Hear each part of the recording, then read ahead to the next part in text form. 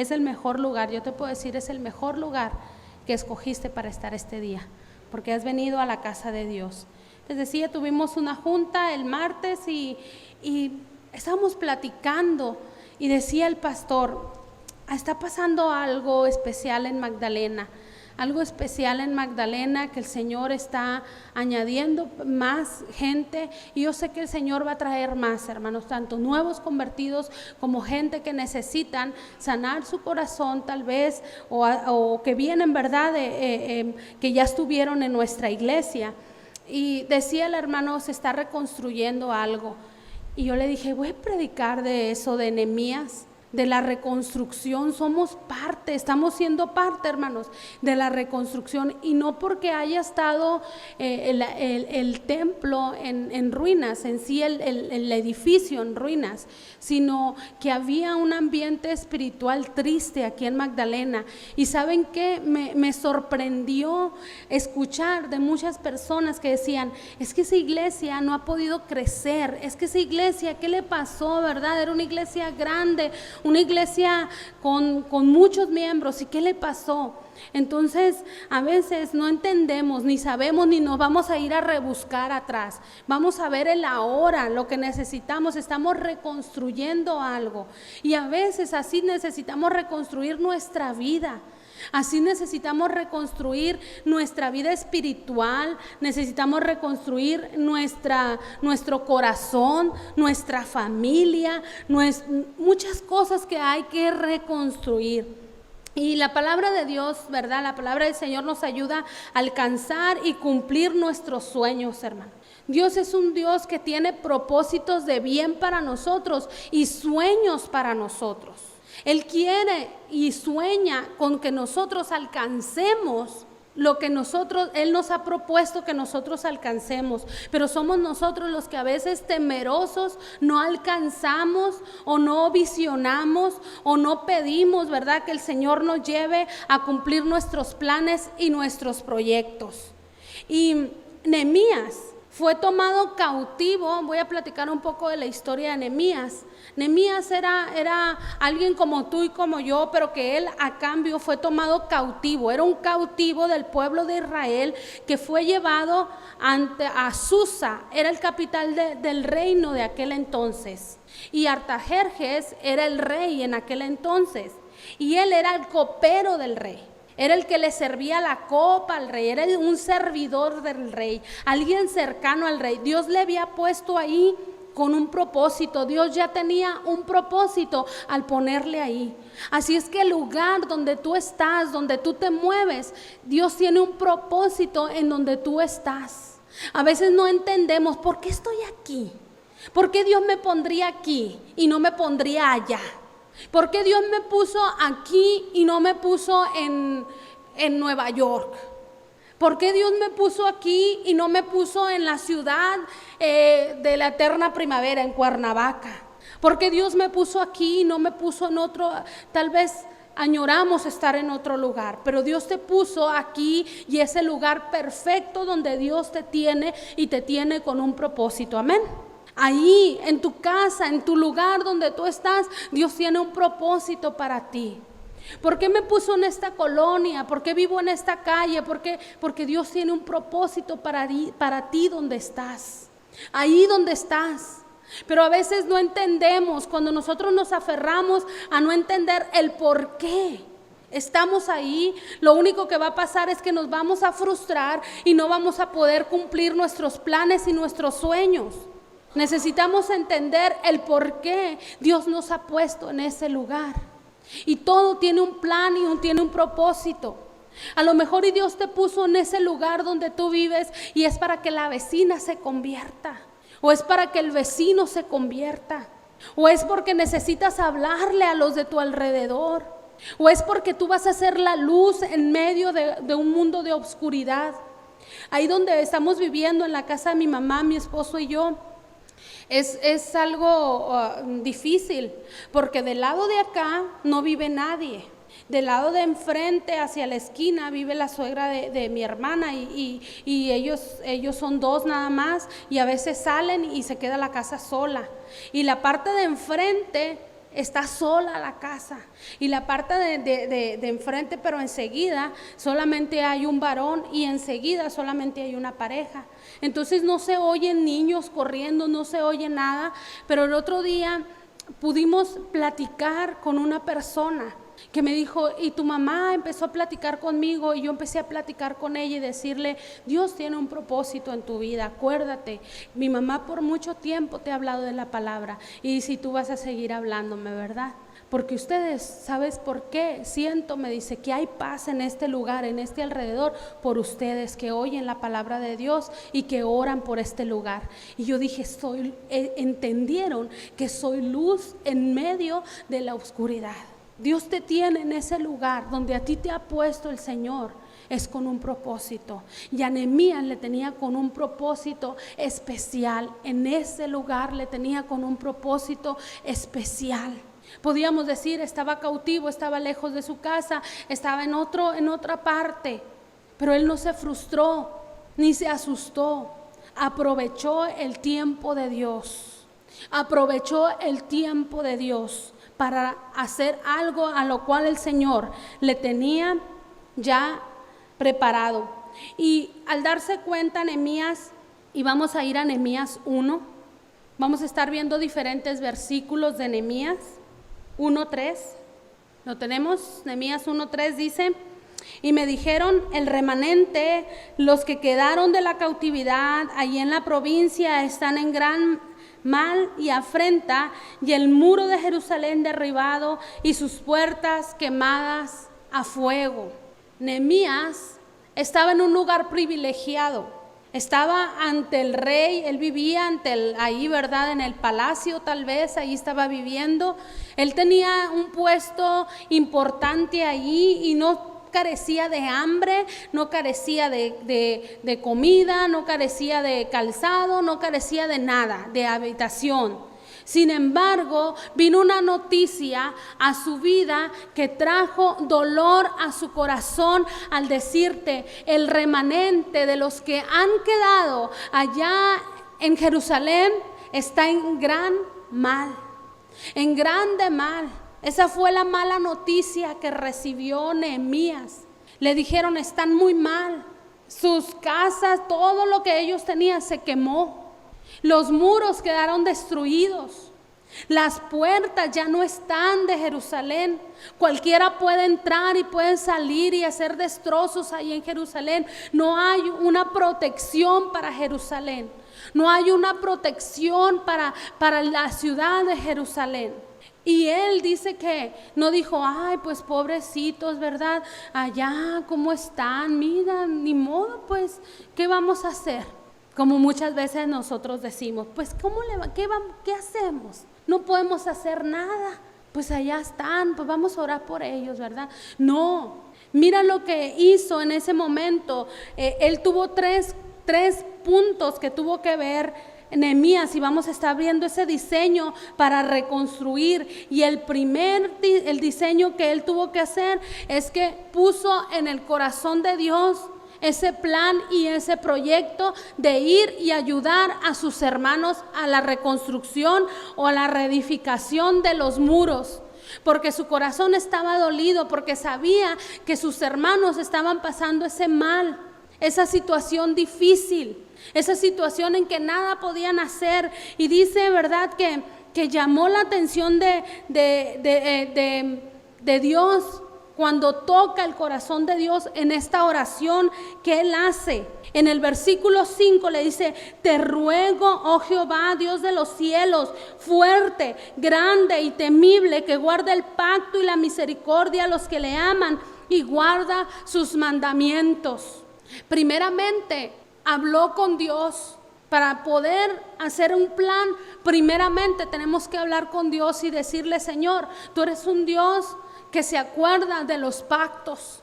Tú eres un Dios que se acuerda de que tú y yo hicimos un pacto, que yo iba a estar contigo y tú ibas a estar conmigo. Y dice ahí, ¿verdad? Él le recordó el pacto, que era un Dios que guarda el pacto y la misericordia a los que le aman y guardan sus mandamientos. Y Nehemías lo que hizo fue y se postró delante del Señor y primero le pone a él su plan.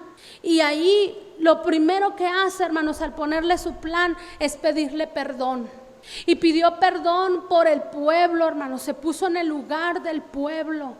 Se puso en el lugar del pueblo. Como pastores, hermanos, eso pasa constantemente con nosotros. Nos ponemos en el lugar del pueblo. Saben que si ustedes están pasando un problema, nosotros también lo estamos pasando. Nosotros también lo pasamos. Porque oramos juntamente con ustedes. Porque nos ponemos en la brecha juntamente con ustedes como pastores. Y estamos pasando ese tiempo con ustedes. Alguien me hablaba y me decía: pastora, por favor, oren por nosotros, estamos pasando un tiempo muy difícil. Alguien de la iglesia de Santana, ¿verdad?, que llevamos amistad por muchos años, me dice: estamos pasando un tiempo muy, muy difícil. Y le comentaba al pastor Benjamín, me dice: sí, están pasando un tiempo muy difícil, hay que ponernos en oración. Estamos en oración, hermanos, y les encargamos sus oraciones. Ellos son Lisbeth y Jesús. Ellos están pasando un tiempo muy difícil. Los riñones de Jesús son una pareja, ¿verdad?, que se casaron un año antes que nosotros. Los riñones de Jesús están dejando de funcionar y tiene una enfermedad crónica y en los riñones, y están pasando una situación difícil en todas las áreas, económicas, físicas, espiritual, en muchas áreas están siendo afectados. Pero el Señor los está trayendo, hermanos, y están buscando del Señor ahí, están buscando más del Señor. Y Nehemías le está diciendo al Señor, ¿verdad? Aquí está mi necesidad, aquí está la necesidad de tu pueblo. Tú que rescataste a tu pueblo, ¿verdad?, y has tenido misericordia de ese pueblo, ten misericordia de nuestra necesidad.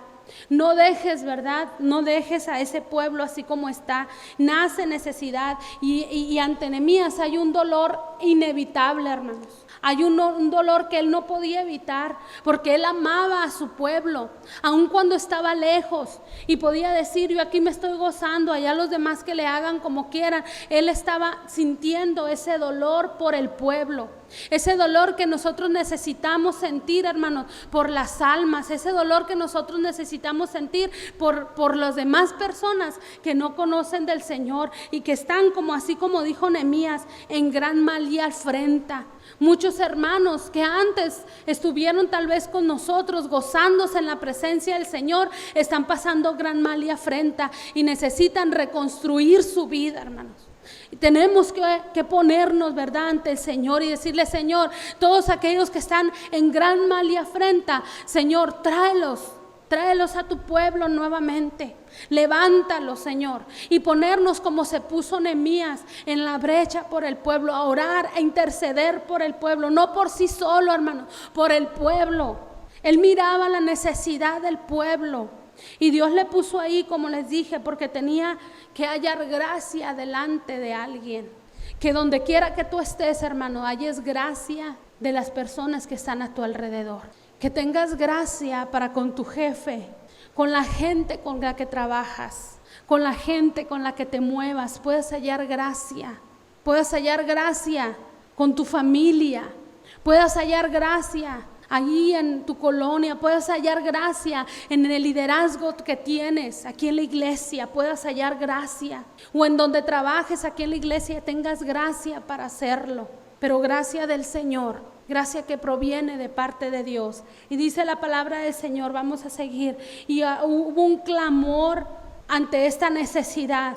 La primer clamor fue de confesión, como miramos en el versículo 6, dice: está atento tu oído y abierto tus ojos para oír la oración de tu siervo que hago ahora delante de ti, día y noche, por los hijos de Israel tus siervos. Y confieso los pecados de los hijos de Israel que hemos cometido contra ti. Sí, yo y la casa de mi padre hemos pecado. En extremo nos hemos corrompido contra ti y no hemos guardado los mandamientos, estatutos y preceptos que diste a Moisés tu siervo. Acuérdate ahora de la palabra que diste a Moisés tu siervo, diciendo: si vosotros pecareis, yo os dispersaré por los pueblos. Pero si os volviereis a mí y guardareis mis mandamientos y los pusiereis por obra, aunque vuestra dispersión fuere hasta el extremo de los cielos, de allí os recogeré y os traeré al lugar que escogí para hacer habitar allí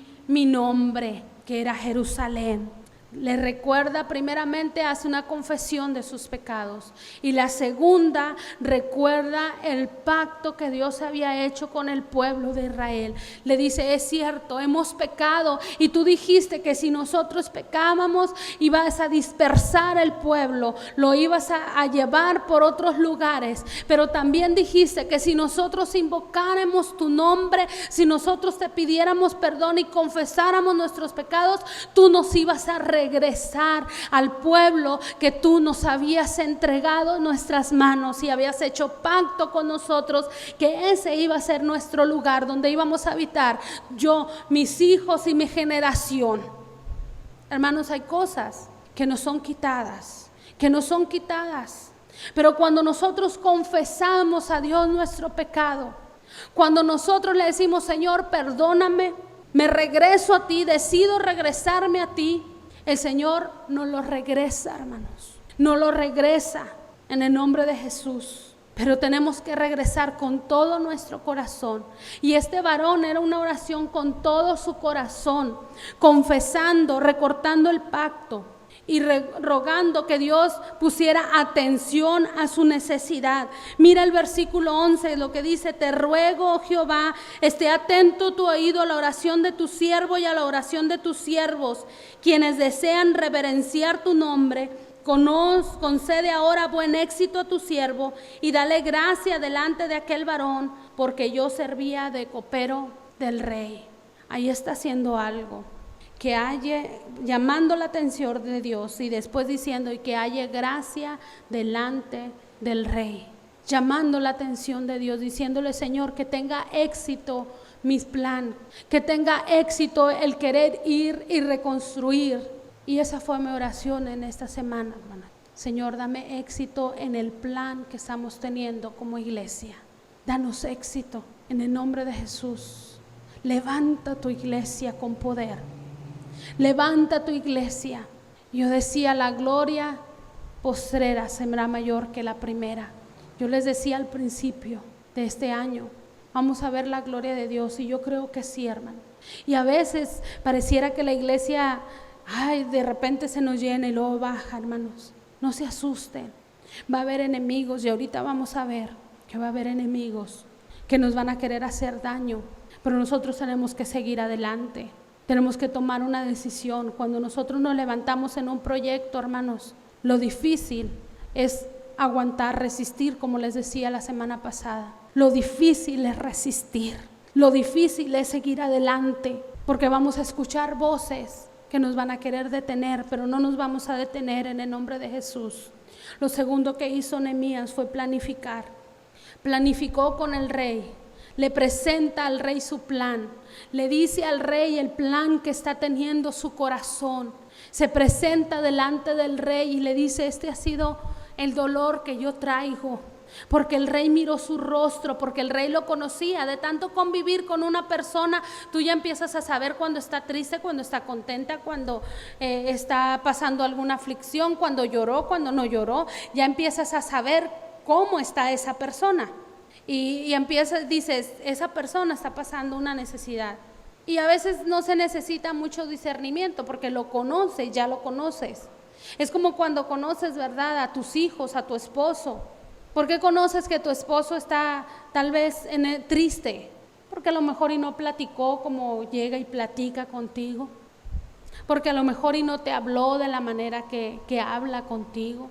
¿Cómo conoces que tus hijos están pasando por una situación difícil? Porque tal vez no salieron de su recámara como salen, o no los oíste que hicieran algo que continuamente hacen cuando están contentos. Así Nehemías estaba triste, hermano. Y dice ahí, ¿verdad?, que en el versículo, en el 2:2 dice: me dijo el rey: ¿por qué está triste tu rostro? Pues no estás enfermo.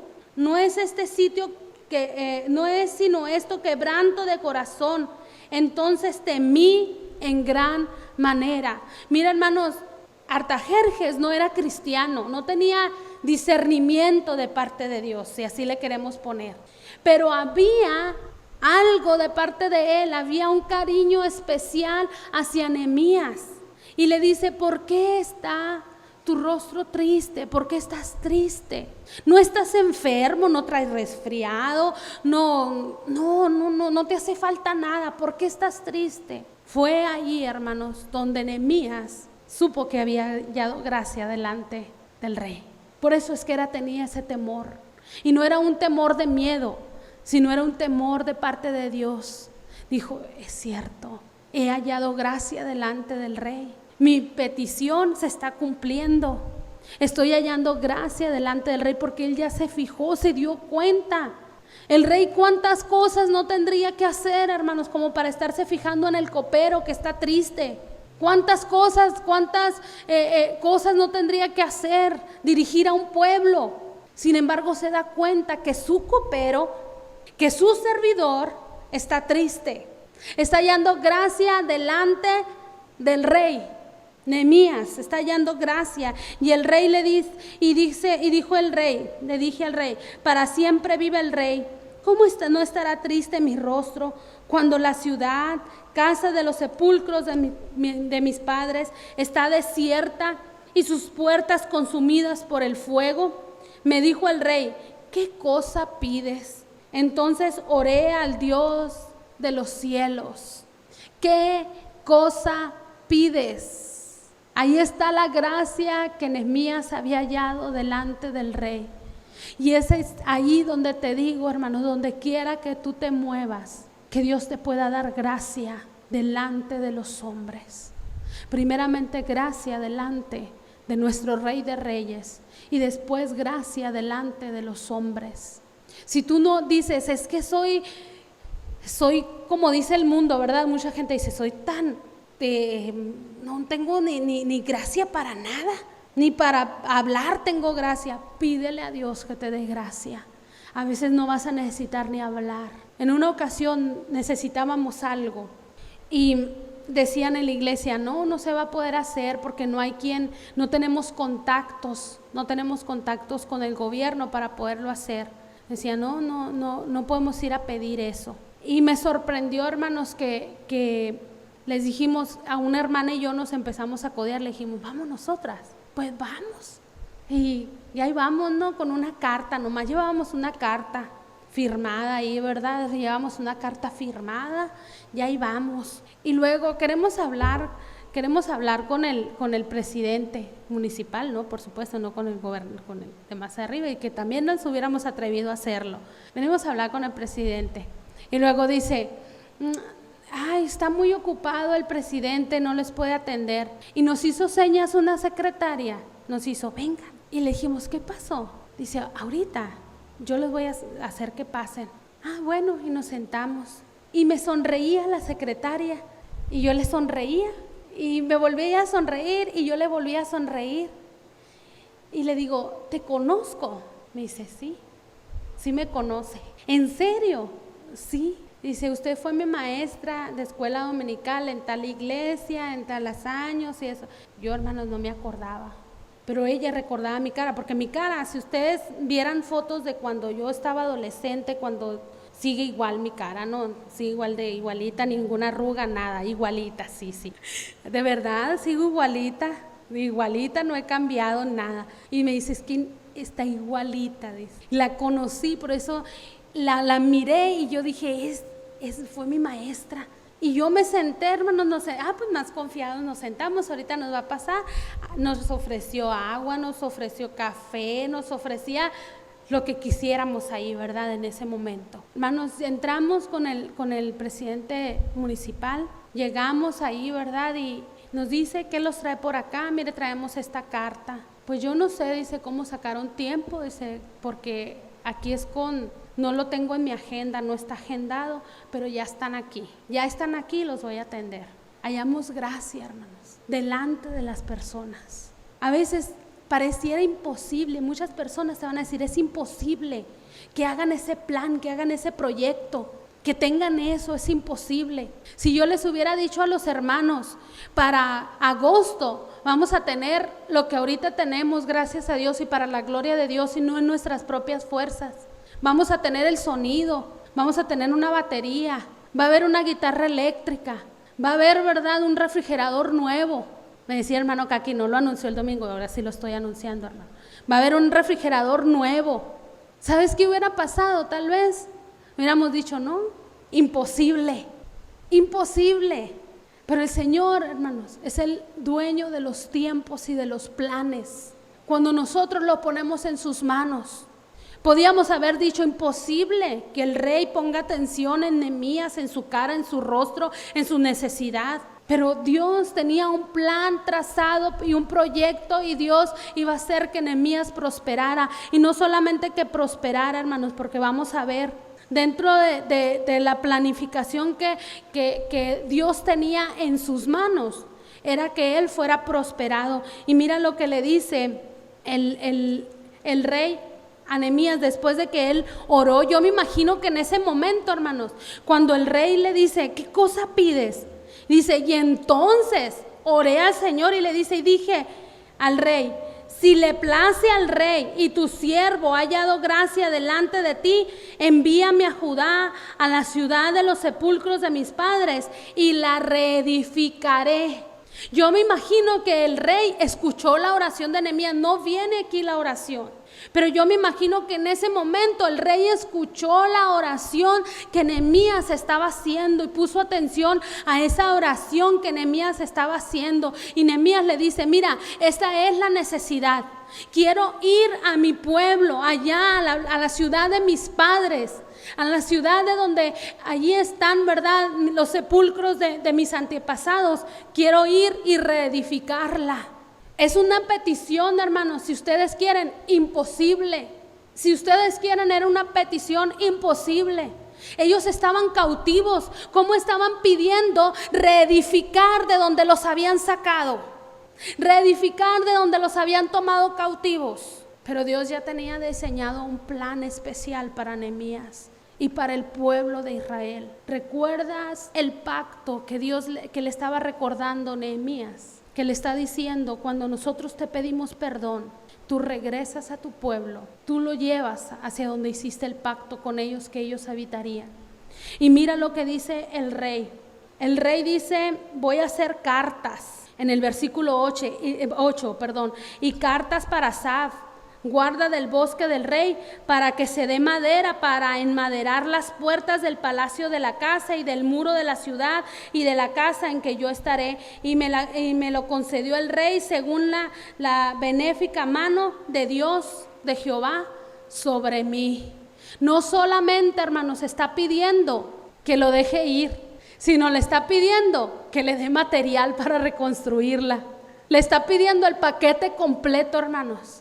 Le está pidiendo completamente, así como tenemos que pedirle nosotros al Señor cuando nos da un plan, hermanos, o cuando nos da un proyecto. No solamente decirle, Señor, trae gente a la iglesia, sino también, Señor, si vas a traer gente a la iglesia, provee. Señor, si en mi casa me vas a dar una casa que no sea sin puertas ni ventanas, que tenga puertas y ventanas. Señor, si me vas a dar un carro, que no sea un carro que al ratito, ¿verdad?, ya no funcione, que sea un carro que me sirva, Señor. Si me vas a dar, como yo le dije, ¿verdad?, cuando yo oré, Señor, si me vas a dar un esposo, que no sea un esposo que yo tenga que batallar, ¿verdad?, para el servicio a tu obra. Que me dé esa libertad completa de servirte. Y gloria a Dios, ¿verdad?, porque así fue. No es un pastor, pero gracias a Dios por lo que Él me respalda en muchas cosas. Yo salgo, hermanos, como ayer salí todo el día a la junta, lo dejé sin comer, ¿verdad? Todo el día, porque hasta me llevé el tambito del gas allá, me lo llevé y allá anduve y no pudo calentar, comió comida de micro. Así es que gracias a Dios, y yo llego a mi casa y ¿cómo te fue? ¿Cómo estás? Y en esa armonía, hermanos, tan preciosa. Cuando tú pides, pídele al Señor, no en escasez, ni en cosas que después te hagan batallar. Pídele, pero pídele bien en el nombre de Jesús. Por eso Él no solamente pidió ir, porque qué fácil, pues ya me voy, vénganse pueblo. Oye, si llegando allá y los materiales, no hay materiales. Pero Él no solamente le dice, sino que dame cartas, porque si no más llego, el rey me dijo que cortara del bosque. No, dame cartas, fírmame aquí y séllale aquí. de que voy a pasar por el bosque y voy a poder cortar árboles para las puertas y para reconstrucción. Dame material de reconstrucción. No solamente me digas ve, sino dame para ir también. Yo creo que así debemos decirle: Señor, si me estás enviando, tú vas a ser mi proveedor. Porque Moisés así le dijo: si tú me envías, tú vas a ir conmigo, le dijo el Señor. Y ahora Nehemías le está diciendo: bueno, voy a ir, tengo ese dolor en mi corazón por los que están allá en Jerusalén, que están los muros en esa situación, pero también quiero. Y le dice, ¿verdad? Quiero que me des las cartas para poder pasar por ahí. Y sí, hermanos, algo sorprendente, el rey le dio las cartas, ¿verdad? Y ahí miró, ¿verdad? Según la mano benéfica que está Jehová sobre mí, vino él luego a los gobernantes del otro lado del río y le di las cartas del rey, o sea que sí se las dio. Y el rey envió conmigo capitanes del ejército y gentes a caballo. No solamente, hermanos, le dio el material, sino que les dio protección, hermanos. No solamente Dios estaba proveyendo, sino les estaba mandando quien los guardara. Qué hermoso el Señor, ¿verdad? No solamente te da un proyecto, no solamente te dices yo voy a estar contigo, sino que también te provee y te guarda. ¿Cómo no trabajar para el Rey de Reyes y Señor de Señores, hermano? Si es el único que es fiel, si es el único que nos va a proteger en todas las áreas. Pero siempre, hermanos, les dije, siempre va a haber un prietito en el arroz, como dicen, ¿verdad? Siempre. Pareciera que todo está bien. Hermanos, batalla no es batalla, ¿verdad? Si no viene la prueba. ¿Qué les quiero decir con esto? Victoria no es victoria si no hay dificultades. Y fíjate en el versículo 2:10. Pero oyéndolo Sanbalat horonita y Tobías el siervo de Amonita, les disgustó en extremo que viniese alguno para procurar el bien de los hijos de Israel. Ahí está el pero. Otra vez, todo iba marchando bien. El rey le había dado cartas, el rey le había dado permiso y vete y reconstruye. El rey ya les había dado todo y sin embargo, cuando Dios te empieza a prosperar, va a haber personas que se van a enojar, hermanos. Cuando Dios te pone en un plan o en un proyecto, el diablo no se va a quedar tranquilo. Eso tienes que saberlo. Cuando tú determinas y dices, ahora sí, voy a servir a Dios. Ahora sí, mi vida va a ser diferente y ahora sí voy a servir al Señor. ¿Sabes qué pasa, hermanos? Viene ahí, ¿verdad? Un Sanbalat y viene también un Tobías. No con esos nombres, tal vez, pero sí con un espíritu así de enojo, porque tú estás queriendo hacer algo para el Señor. Sí van a venir Sanbalat y Tobías a quererte hacer la vida de cuadritos, a quererte tumbar, a querer que tú no sigas adelante con el plan, con el proyecto que Dios tiene para tu vida, para tu corazón, para tu familia, para tu iglesia. Sí va a haber, hermanos, y a veces de quien menos tú te lo esperas. Y a veces de quien tú esperas que te diga, qué bueno, como decimos nosotros, ¿verdad? Qué padre que Dios te esté usando así. Qué bien que te esté yendo bien en tu trabajo y que sea de todo corazón. Por atrás, ay, ¿por qué no me va bien?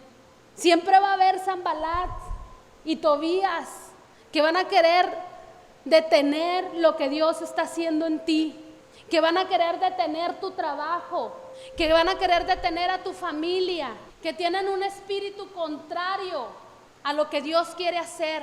Siempre va a haber, hermanos, así es que no te asustes, ni que sea un motivo para que te detengas. Dentro de todo eso, Nehemías siguió adelante y empezó a trabajar, hermanos. Se instalaron y empiezan a trabajar, pero antes empiezan a trabajar, ¿verdad? Y están trabajando. Vamos a irnos al capítulo 4 y vamos a ver lo que hizo Sanbalat, hermanos. Sanbalat fue su, ¿cómo le podemos decir que nosotros decimos? Su talón de Aquiles para Nehemías. Fue lo que tenía Pablo, su aguijón en la carne. Fue su estar recordando que necesitaba más y más confianza en Dios y no en el hombre. Me bañé con agua helada, les dije, ¿verdad? No quiero que se oiga esto allá. Y resulta que estábamos ahí en mi casa y le digo, José, no hay agua calientita. Pues ni modo, ¿verdad?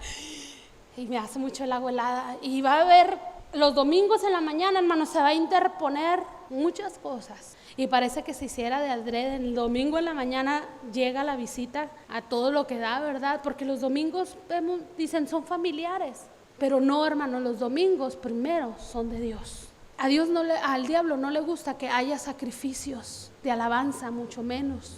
No le gusta que vengamos a la iglesia. Por eso, hermano, por eso es que estaba enojado el diablo, porque se iba a reedificar algo que Dios había hecho para el pueblo. Se iba a reedificar Jerusalén. Al diablo no le gusta, hermanos, cuando tú quieres reedificar tu vida en el Señor. Él va a poner los tropiezos más fuertes. Por eso yo he conocido, hermanos, que cuando alguien está en el Señor y está bien fuerte y cae, y cuando se quiere levantar son más fuertes, hermano, cuando se quiere volver a levantar. Porque el diablo no se agrada de que tú vuelvas a ofrecer holocausto. Porque el diablo no quiere, el enemigo no quiere que tú te vuelvas a levantar y ofrecer los sacrificios de alabanza para el Señor. Y esa era la mofa, la burla que hacía Sanbalat. ¿Se irá a reedificar otra vez? ¿Se podrá? ¿En un día podrán hacerlo? Pero me gusta la forma en que contestó Nehemías. En el versículo 4:4 dice: oye, oh Dios nuestro, que somos objeto de su menosprecio, y vuelve el baldón de ellos sobre su cabeza, y entrégalos por despojo en la tierra de su cautiverio. Vuelve su propia mofa a ellos, y se haga con ellos como ellos están haciendo querer que se haga con nosotros. Nehemías no les contestó nada a ellos, se quedó callado, pero lo consultó con Dios. Tú consúltale las cosas a Dios cuando alguien se esté burlando de ti, cuando el enemigo se esté burlando de ti, cuando las personas te digan no vas a poder hacerlo, que se va a levantar esa iglesia, que se va a levantar esa tu casa. Pero ¿cómo se va a levantar tu matrimonio si ya está destruido? Pero ¿cómo se va a levantar tu relación si ya fue destruida por el enemigo? Ya. Nehemías reconstruyó sobre las ruinas, hermano. Nehemías reconstruyó lo que el enemigo les había querido quitar a los judíos. Lo que el enemigo les había quitado y les había quemado, reconstruyó. Para muchos es imposible que se reconstruyan matrimonios que ya están divorciados. No, hombre, si es que si usted supiera esto y esto le hizo y esto y el otro, no importa.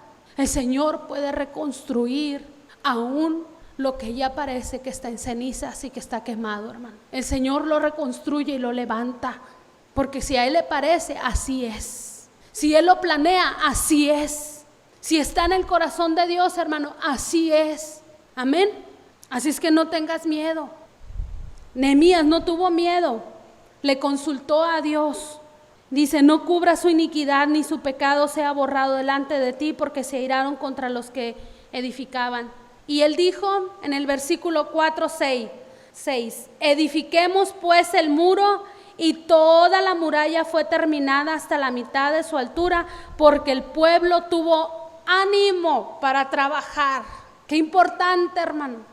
Se estaban burlando de ellos, pero Nehemías cuando oró, hermanos, cuando le dijo: Señor, tú encárgate de ellos, a nosotros danos fuerzas para seguir adelante. El pueblo dice que en ese momento levantó la muralla hasta la mitad, con ánimo, con fuerza.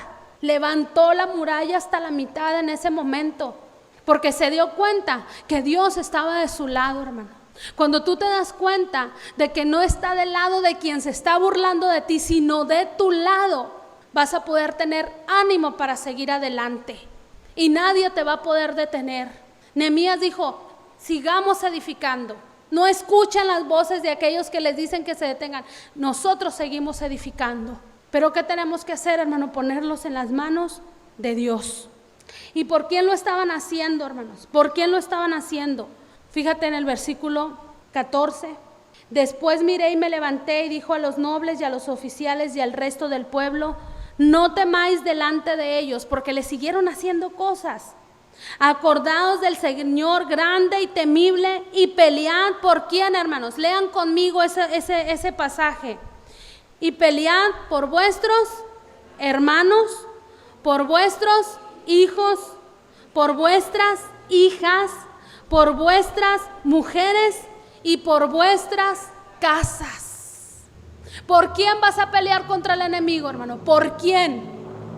Por tu hermano. Voltea y míralo y dile: yo voy a pelear por ti. Pero díselo: yo voy a pelear por ti. Cuando el enemigo quiera hacerte daño, ¿sabes qué? Yo voy a pelear por ti. Ese es mi compromiso el día de hoy contigo, hermano. Cuando el enemigo quiera hacerte daño, yo voy a pelear por ti. Cuando estés triste y estás desanimado, yo voy a pelear por ti. Por si no sabías, tienes que pelear por tu hermano que está ahí enseguida de ti. Tienes que pelear por él. Y tienes que pelear, hermano, por tus hijos y por tus hijas. Esta batalla, hermanos, contra el enemigo no es nomás por una batalla. Es por tus hijos y por tus hijas, porque quieres que ese muro sea edificado en tu casa, esa protección sea edificada en tu casa, porque quieres que esa protección sea edificada en tu iglesia, porque quieres que esa protección sea edificada en tu trabajo. Y vas a pelear por tu hermano, por tu hijo, por tu hija, por tu esposo, por tu esposa. Y dice también: y vas a pelear por vuestras mujeres, dice ahí, por sus esposas, y en nuestro caso como esposas, por pues nuestros esposos. Y vas a pelear por tu casa. Por si no sabías, también tienes que pelear por tu casa. Y no solamente se refiere, ¿verdad?, tu hogar, tu familia, tu hijo, tu hija, tu esposo, sino tu casa donde tú habitas. Vas a pelear por tu casa también, y Dios lo va a entregar en tus manos. Ellos lo creyeron, y cuando oyeron esto nuestros enemigos de lo que hablamos entendido y que Dios había desbaratado el consejo de ellos, nos volvimos todos al muro, cada uno a su tarea. Cuando entendamos, hermanos, el enemigo quiere quitarnos y distraernos de lo que estamos haciendo. Sin embargo, cuando decimos: ¿por quién estamos peleando, hermanos? Cuando recordamos por quién estamos peleando. Estás peleando para arrebatarle a tus hijos al enemigo. El viernes, que fuimos a Cucurpe, el consejo que les daban a los jóvenes, el Cita y Saúl y el Cita, consejo que les daban es: no se casen con mujeres o con hombres que no sean cristianos. Y ese debe de ser tu pelea, hermano. Ese debe de ser tu pelea constante y sonante en tu casa. Recordarles a tus hijos que tú estás orando por un hombre, por una mujer cristiana, hermano. Ese debe ser una pelea constante, porque ¿sabes qué, hermano? Les vas a evitar muchos problemas a tus hijos. Muchos problemas. Yo se los digo por experiencia. Se los digo por experiencia. Gracias a Dios por el varón, como les he dicho, que me ha dado, que sobre todo es cristiano desde que nació. Que Dios lo apartó, ya lo tenía apartado, ahí nos tenía apartados el uno para el otro, siendo cristianos desde pequeños los dos. Pelea por tus hijos, hermano. Arrebátaselos al enemigo. Si el enemigo les quiere ofrecer un hombre o una mujer no cristiana, arrebátaselos al enemigo. Pelea por ellos, hermanos. Porque ese es un muro de protección, hermanos. Ese es un muro de protección que van a tener para toda la vida. Si ellos quieren ir o hacer cosas que no les agrada a Dios, pelea por ellos en el nombre de Jesús, hermano. Porque ese es el muro de protección que tú vas a hacer para que no se salgan de ahí. Pelea por ellos en el nombre de Jesús. Pelea por tu esposo, por tu esposa que todavía no es cristiana, no es cristiano. Pelea por él. Pelea, lucha por él. Recuerda para quién es esta pelea. Recuerda por quién y para quién es esta pelea. Y cuando se estén agotando tus fuerzas, yo me imagino que cuando estaban construyendo se cansaban, se agotaban sus fuerzas, pero cuando recordaban por quién estaban peleando, cobraban ese ánimo, como dice aquí. Volvían a cobrar ese ánimo. Cuando pareciera, ¿verdad?, que todo está adverso, que todo está difícil, recobra ese ánimo, hermano, porque tú estás peleando por tu familia, por tu casa, por tu iglesia, por tu esposo, por tu esposa. Inicia lo más pesado, hermanos, porque no solamente tenían que edificar, sino ahora tenían que pelear. Y mira lo que dice el versículo 18 del capítulo 4. Porque los que edificaban, cada uno tenía su espada ceñida en sus lomos, y así edificaban. Y el que tocaba la trompeta estaba junto a mí. Y dije a los nobles y a los oficiales y al resto del pueblo: la obra es grande y extensa, y nosotros estamos apartados en el muro, lejos unos de otros. En el lugar donde oyeres el sonido de la trompeta, reunidos ahí con nosotros, nuestro Dios peleará por nosotros. Nuestro Dios peleará por nosotros. Sin embargo, hermanos, dice que aquí, que los que edificaban, cada uno tenía su espada ceñida en sus lomos. La palabra de Dios es ahora esta espada que debe estar ceñida en nuestros lomos, que debe estar leyendo en la casa. Mientras edificamos, hermanos, nuestra casa, nuestra iglesia, la palabra de Dios, nuestra espada no se debe de apartar de nosotros. Debe de estar en todo momento, debe de estar en todo tiempo en tu casa. Porque si la palabra no está en tu casa, hermanos, va a venir el enemigo y va a ganar esa batalla, porque no hay espada. Y quien no tiene espada, el enemigo le corta la cabeza, hermanos. ¿Con qué vas a pelear? Porque las armas de nuestra milicia no son carnales, sino espirituales, para derribar toda fortaleza, todo argumento que se levante contra nosotros en el nombre de Jesús. Y es esta espada, hermanos, la palabra de Dios, las que nos va a hacer que nosotros tengamos la victoria en el nombre de Jesús. En ese entonces tenían que andar literalmente con una espada en sus lomos. Y dice: pero no vayan a tratar de pelear ustedes solos. No peleen ustedes solos, hermanos, sino que júntense. Donde escuchen el sonido de la trompeta, júntense, porque ahí Dios va a pelear por ustedes. Y yo dije: es cierto. Muchas veces, mucha gente está derrotada y el enemigo los tiene con el pie arriba, porque dicen: no, ya no voy a ir a la iglesia, ya no. Oyen la trompeta que suena, la alabanza que suena, y dicen: ya no voy a ir a la iglesia, ¿para qué? Ahí los hermanos bien hipócritas, ahí los hermanos ni me saludan, ahí los hermanos se juntan el grupito y ya, pues júntate tú con ellos también y juntos alaben al Señor. No, ahí los hermanos no me gustan. Es más, la hermana no me gusta. O la pastora, ¿verdad? No me gusta. Hermano, donde te reúnes, pero reúnete donde suene la trompeta, para que Dios pelee tu batalla. Porque si no te reúnes donde está sonando la trompeta, va a venir el enemigo y a ti solo te va a hacer trizas. Te va a hacer trizas. Por eso era el consejo que le estaba dando en ese momento Nehemías: no quieran pelear ustedes solos, no quieran enfrentarse al enemigo ustedes solos.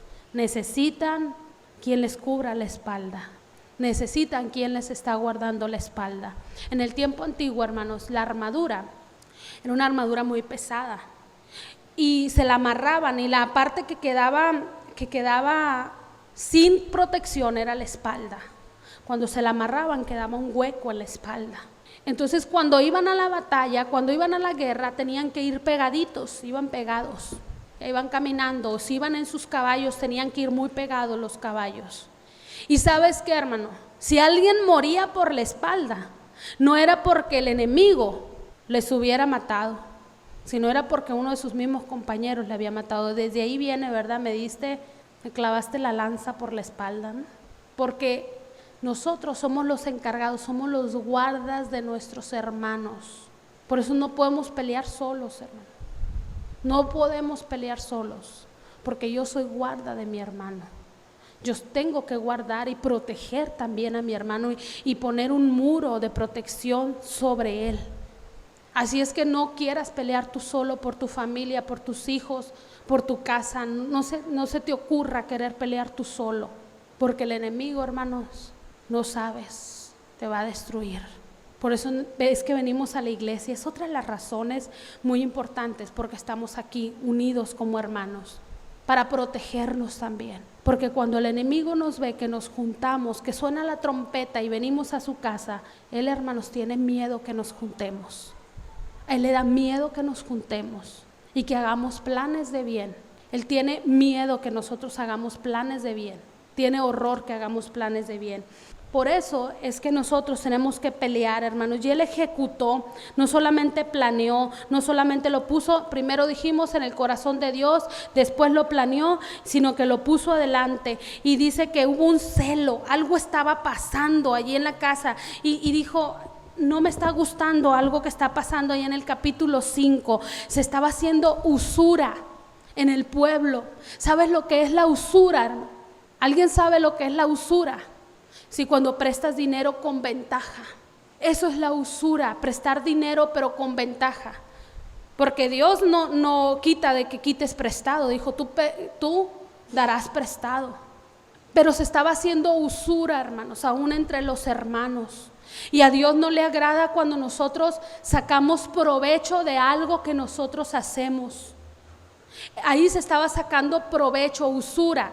No, hermanos, no quiero decirle porque alguien se aprovechó, ¿verdad? Un hermano tenía un abarrotes, decía, no hagas usura conmigo, dame el precio de las cosas.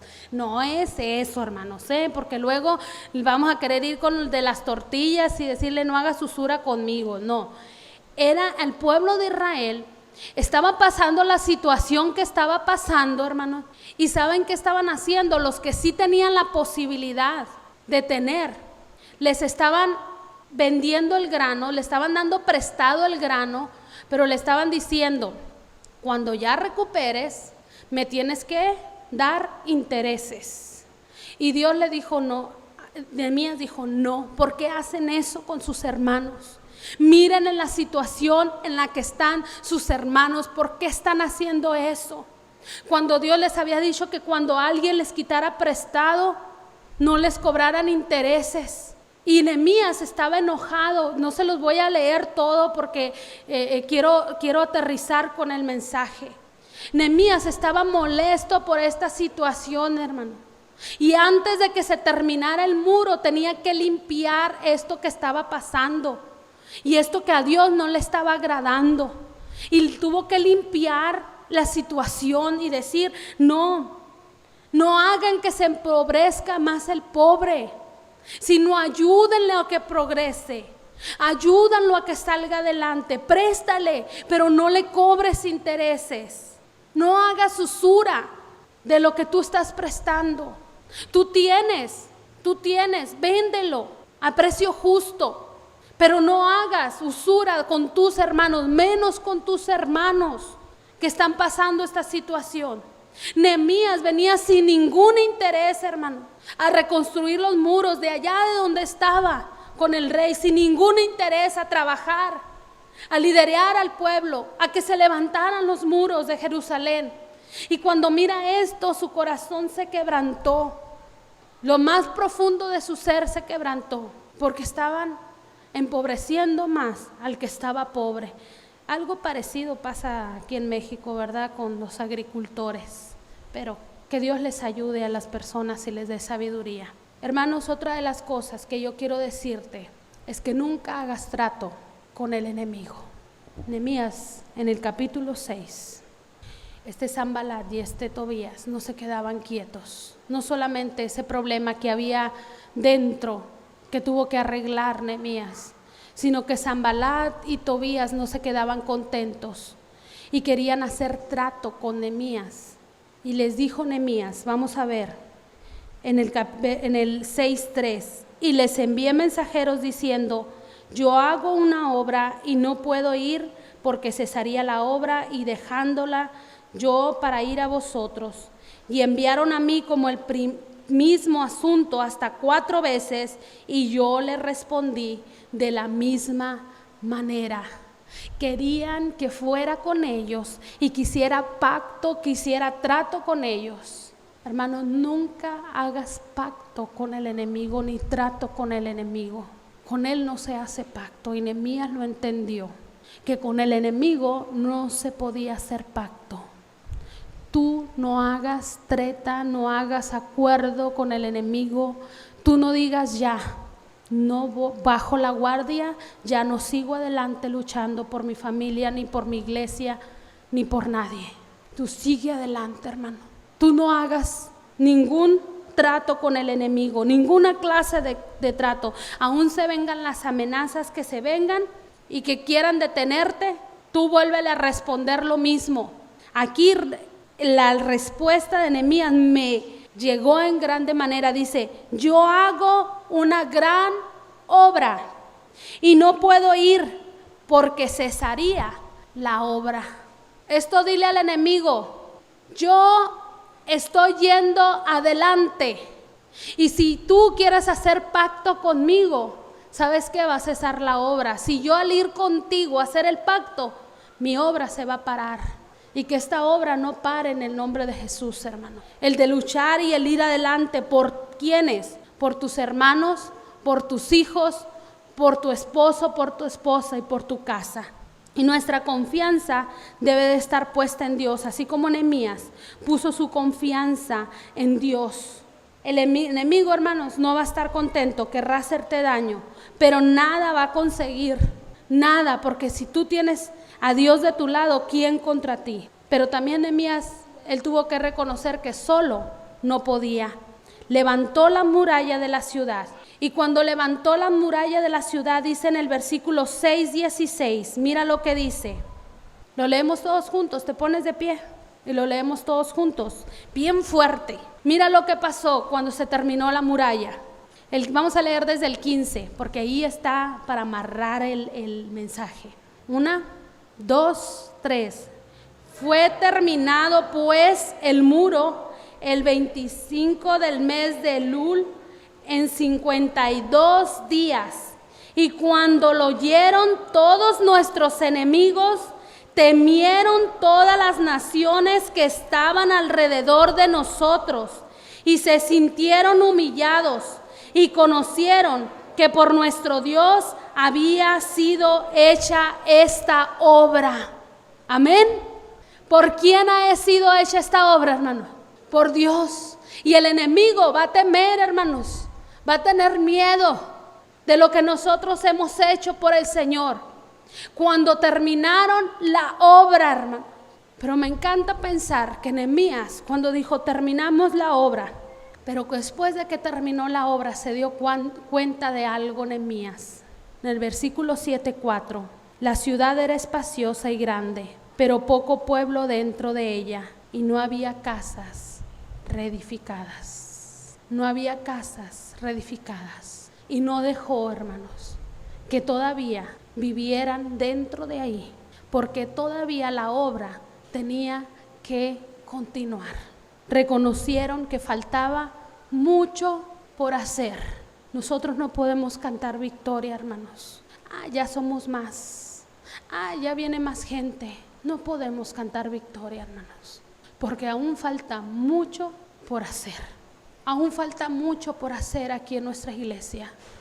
Tú no puedes cantar victoria en tu casa, porque aún falta mucho por hacer en tu casa. Tú no puedes cantar victoria en tu trabajo y decir ya estoy en una zona donde ya estoy bien. Aún falta mucho por hacer.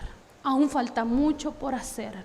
Si los muros de protección ya los tenemos, si nuestro Dios ya nos ha edificado esos muros de protección, falta mucho por hacer aquí adentro. Falta mucho por hacer en tu casa, en tu iglesia. Voltea y mira tu iglesia. Voltea y mira tu iglesia. Hazlo. ¿Sabes qué, hermano?